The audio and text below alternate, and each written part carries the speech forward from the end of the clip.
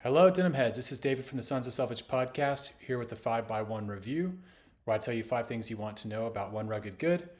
Recently, I've been looking at shoes and boots a bit, so I'm going to kind of continue on that trend. And today, I'll be looking at the Attractions Pioneer Lot 603 boot. So, number one, this is a not a T-core leather. So basically, this leather is going to stay black. It's dyed all the way through, inside and out. It's a Guidi tannery horsebutt leather, so it's got kind of that sort of foamy, rubbery feel that you often get in a horsebutt leather. But of course, it shines up really nice, really beautiful sheen to it, especially in the sun. You see like blues and yellows and like colors reflecting on it. It is quite a stiff leather, but I do feel like each day it starts to kind of shape just that little bit more to my foot. So for example, like I'm starting to see a little bit of the rolling action, and I've probably worn these like 30 some odd times so far, seeing the shaft start to compress down. So a little bit of curvature, roll up on the front. And of course, there's no structure to the toe box. This is also starting to collapse down onto the top of my foot.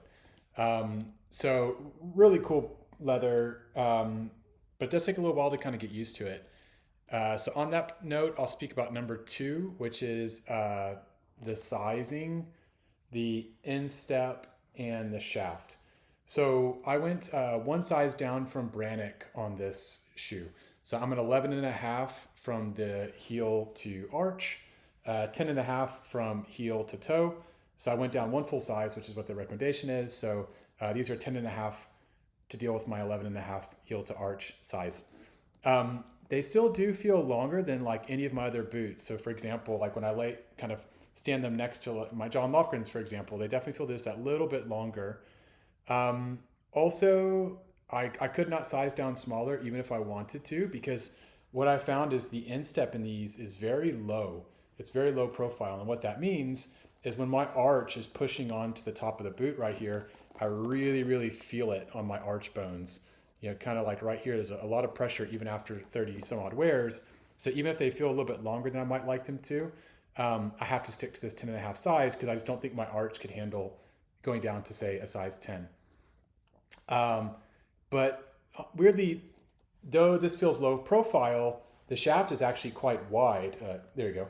So for example, this is almost a whole inch bigger in circumference than my John Lofgren Wabashes, which are a size 11. So they really feel like have a lot of room in this part of the boot, but then it really compresses down onto your foot here. So you're going to feel it here, not say here, which also means you can basically just slide them right on or off. You can almost like, they just come off the foot so easily, which is really interesting. And maybe one last thing on the pattern is they actually come across as quite wide while being flat. So as you see when I'm kind of walking in them, this is the sort of aesthetic I have from top down. And they definitely feel like a wide boot in terms of the toe box. It does not look like it gets pointy, even if it is low profile. So point three, the pattern for these, I call them their Lot 603. Apparently it's based upon an engineer boot from the 1930s. And one thing that you'll notice about this is that the vamp, which is this piece of the shoe, goes almost all the way to the end. There's no big giant heel cap like you have on a lot of the engineers that are popular today.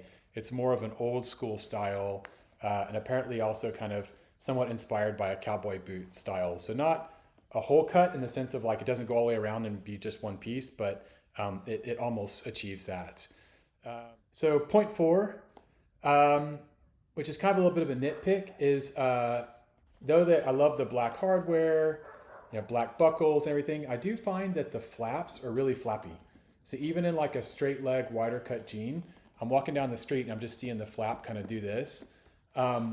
That's kind of a component of the Guidi Horsebutt leather, not really a component of the shoe makemanship or pattern, but just something that kind of is a little bit of a niggle. And I kind of wish they laid it a bit more still, but hey, you can't have everything.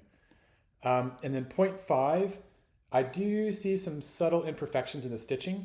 Nothing that makes me want to jump out and say, oh my gosh, this is not acceptable.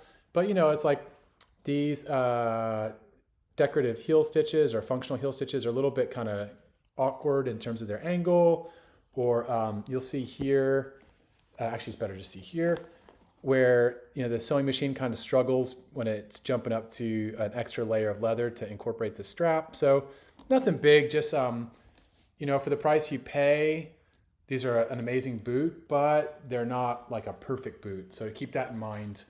And also one last thing I'll mention too is because of the pattern, because of the last, because of the design, these don't really look or fit like other Attractions boots as far as I can tell. I've not owned the other boots, but having like held these up to the 444 or some of their other styles, they really do seem quite different. So make sure you check them out in person if you can, just to see if they really fit you, get the right size. And yeah, hope you like them. Attractions Pioneer Lot 603 Engineer Boots.